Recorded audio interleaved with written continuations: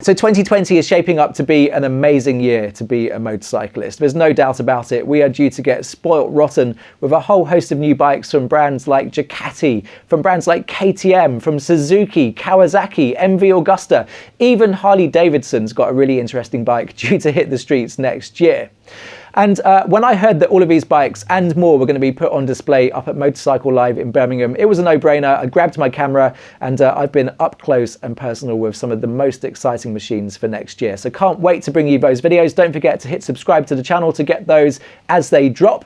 And I wanted to start this series with potentially the most exciting bike for next year, the one that love sports bikes or hate sports bikes. People are talking about this because it really is a pinnacle of engineering and a demonstration of what is possible on two wheels. Of course, it comes from Honda. It is the brand new CBR 1000RR-R. That's right, it's the new Fireblade for 2020. And this is what I saw when I got up close and personal with the ultimate weapon for next year. Now, we've all seen the photos of this bike and, you know, the official glossy promotional videos and all that stuff. But I've got to tell you, getting up close and personal to this bike, really seeing it in the metal, gives you a perspective of what this thing is all about. And it just reeks of innovation, of R&D. You can see that Honda has really thrown everything it has at the Fireblade. We've had a number of blades on display, but the real crowd pleaser was this one, the SP version, fully kitted out with all the bling.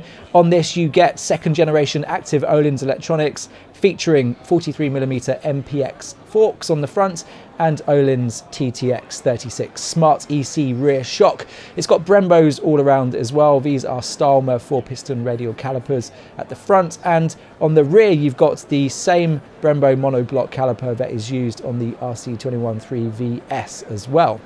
In the standard model here in black, you get Showa's 43mm big piston fork, the BPF, and that is matched with the beautifully named fully adjustable Showa Balance Free Rear Cushion Light, or the BFRCL.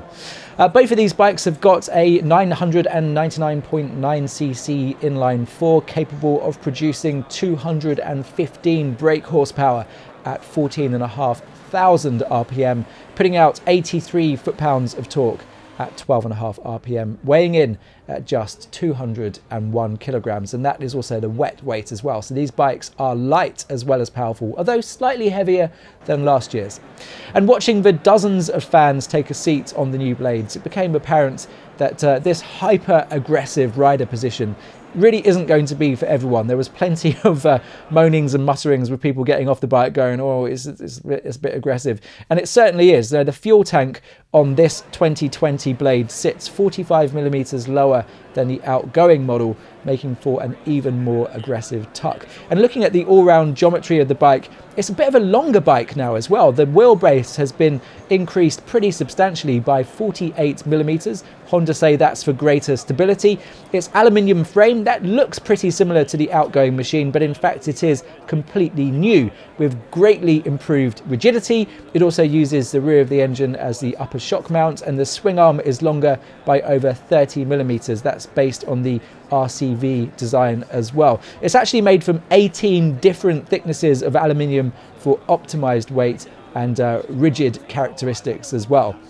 Honda also say that this bike has got reduced horizontal rigidity by about 11%, which is all about letting the bike flex in the right way to give the rider a better feel for the road. Looking at the engine, it's clearly more compact than ever before. It's hard to believe that this little thing can generate a substantial 25 more ponies than the outgoing SP model. So this really is upping the ante in every possible way. This bike also breathes better too. It all starts up here through this large ram air duct, feeding a jet of air directly through the headstock and into the airbox. The 421 exhaust pipes are ovalized, and the end can has been developed in conjunction with Akrapovic as well. The striking look of this bike is partly all down to new aerodynamics. It's almost R1-like from the front end with those narrow headlights, but we've got winglets too.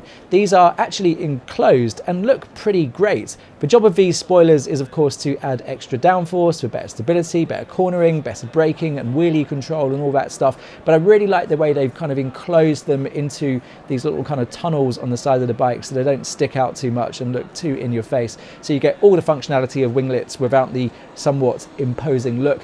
And Marc Marquez says that he can feel them working, so I won't argue with that. The shape of the fairings right down to the mudguard are all pulling from Honda's vast experience in MotoGP to make this bike as slippery as it possibly can be through the air. And the result of all of that is it's a bike that just looks fast. Even when it's standing still, it is hyper aggressive from every angle, and those aeros really give it that kind of sleek look that you want from a sports bike. And just kind of adding to that effect, you've got this incredible red, white and blue paint job. Although the black bike, you know, some people like that kind of stealthed out look, I actually think that it becomes a bit of a kind of just block of motorbike when it's all in black. So I really think this paint job on the SP just makes it pop slightly more than the standard paint job. But of course, that is completely down to the individual there. That's my 2 cents on that.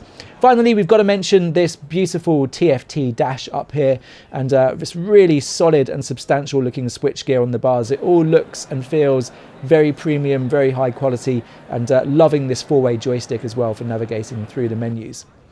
So the other thing we can now reveal on this bike, we didn't know this in the first video, is the price.